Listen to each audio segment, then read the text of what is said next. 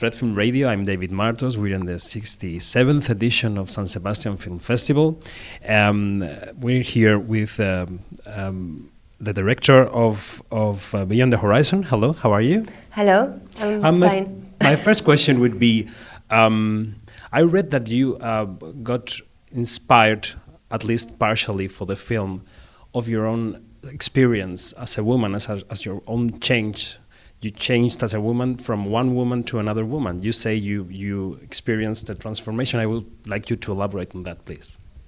When I received the script, was writing in the first place by Johan Giger, who is a Swiss writer. From the novel of Roland Buty, I was just in a moment of my life. I just quit the man who I have a boy with, okay, and for a woman. And it was really strange to receive this story because at this same moment I have the same experience in my own life, and I was really touched by the choice of Nicole. And I was really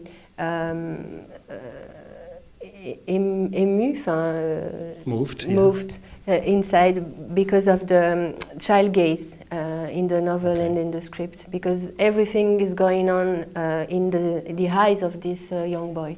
Mm-hmm. In your film you describe, I would say, the end of an era, right? There's a huge empire led by these traditional families and men that collapses. Do you see our society that way? Do you see that this landslide is happening? I think so many things happening during so many years and since so many years, but this is a focus on the main huge thematic, like the climate is changing, yeah, and the family is changing. Something happened with visibility of women, liberation of women, and homosexuality, and yes, this is so many subjects. They are inside the movie, and they play like different mirror of human life. And this was really interesting to show that the world is kind of collapse for okay, the moment, like in '76, and this is an echo of today. We have to move something, we have to change something, but this is the fatality of the story is about fatality and love. There is a fatality with the climate, and there is a fatality with the country, agriculture, and so many things. yes, And there is a fatality with this woman, with the mother, and is falling in love. And we have to manage with that. And the character, the men in the movie, are in the fatality for everybody is the patriarchy. yeah, The patriarchy, we say it in English. patriarchy, yeah, patriarchy. And everybody is under this huge thing. They are. They grow up, they are raised in this kind of scheme. Yes, yeah, and they have to find a new way, because the father said, I have to put the bread on the table, but yeah, nobody says that. He thinks that he has to do this, only this. and it's his duty. Yeah. Yes, this is his own duty, but he can change and find a new role. Mm-hmm. Why did you choose Letitia for the role, and how would you describe her as an actress? She's an amazing person, really generous and really talented. And when I chose her, she was in the radio, and I heard she was talking about this particular role of the embassy of UNICEF, and she was talking about child. And she's a mother, and she talked at this place as a mother.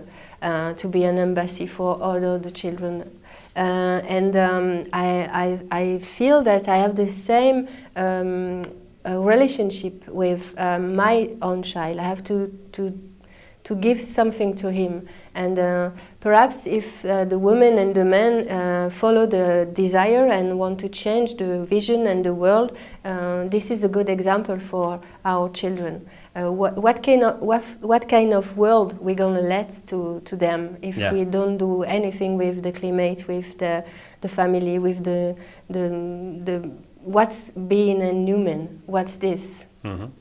And my last question would be, after your previous film, Papilov, how would you say you changed as a director? What did you learn in the process? How different are you from the previous shooting and editing? And Papilov was a necessity to do something. It was like you scream.